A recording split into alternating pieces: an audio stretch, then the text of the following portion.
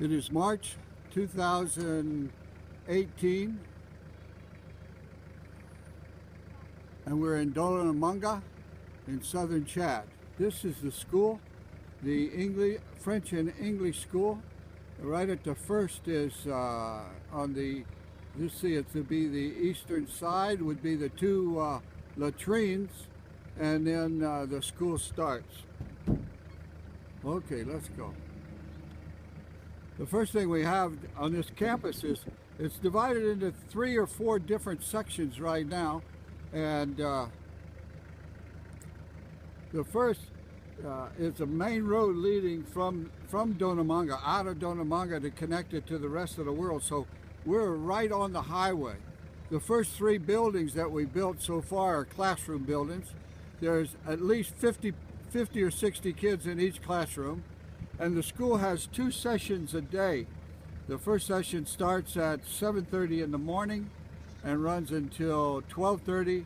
And then the second session starts at 1 o'clock in the afternoon and runs until 5:30.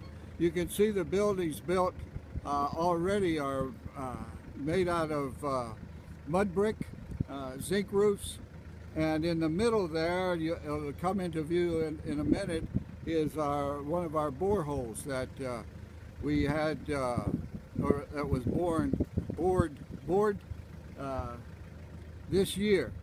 The problem is this section here, this whole section, the school section, from these latrines all the way over to our middle section of our campus is not walled. So you have people that are coming in, and they've come in and they've got the water and spoiled our pump.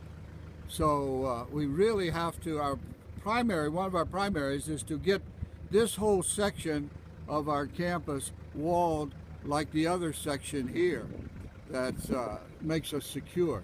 You can see on the water pump there is right behind the tree now. As it comes out from the tree, you can see it back there. Maybe I can zoom in someday and you can look at the pump that needs repaired. Now behind these 3 sections on the front is a huge section in the back for gardening. But we want to take this section, the middle section that's walled now, that was going to be an orphanage, but we've had political problems and everything else. What we'd like to do is make this whole section here a drip irrigation farming section and grow organic foods, which will support the school and the children at the school. It's a day school, so we don't have boarding at all.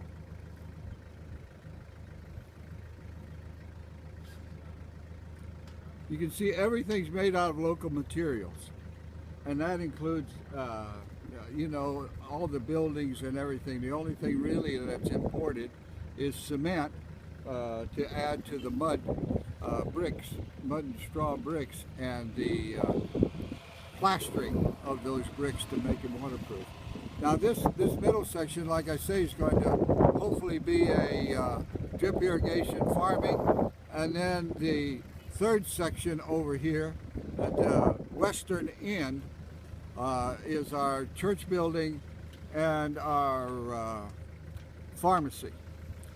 The Hope Springs organization, which is an NGO in Tennessee, has built this pharmacy on our land, and it's a great service. Behind the church building, you'll see the blue doors. Those are the 2 latrines for the church building. So we have 6 latrines on our land. We have 2 for the school, 2 for the church, and 2 for the clinic. The clinic itself, this is our church building here. Behind the church building, you can see plenty of land back there in the back that we can use for our farming. And we've separated the church from the drip irrigation farming plots. Our church building, our members are about 350, and then they have the clinic, the Hope Springs Clinic. You can see the container, one of the 20-foot containers they brought in. They first built the clinic itself, the small building there, and then they built a longer-term patient building on the end. All of this now is walled, all the way back to about 2/3 of a the total amount of our land. So back behind this, and back behind our church, and our drip irrigation farming and our school, back behind all three of those, we'll have a secondary school that will build downstream. You can see that it's coming up. It's really coming up. Just slow but sure, but like everything else, it's pretty well dominated or regulated by the funds that we have. Now there's two boreholes in that compound there. One recently that they built for the board for the church, and the original one for the clinic. And in the middle of our compound, in our drip irrigation farming section, we have a borehole too. Now you can see how the land goes back through. The wall goes back to the back there, and behind that we can put a huge garden plots and our secondary school.